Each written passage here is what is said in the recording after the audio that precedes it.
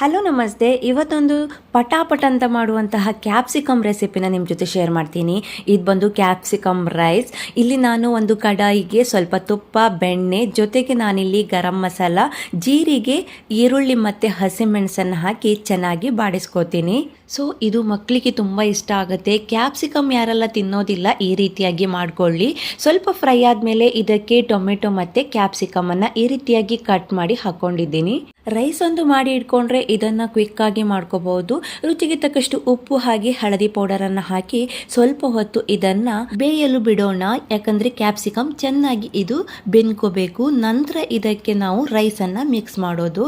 ಇನ್ನು ಮಸಾಲಕ್ಕೆ, ಖಾರಕ್ಕೆ ಯಾವ್ದು ಬೇಕಾದರೂ ಹಾಕ್ಕೊಳ್ಳಿ. ನಾನಿಲ್ಲಿ ಶಶಿ ಬಿರಿಯಾನಿ ಪೌಡರನ್ನು ಹಾಕ್ಕೊಳ್ತಾ ಇದ್ದೀನಿ.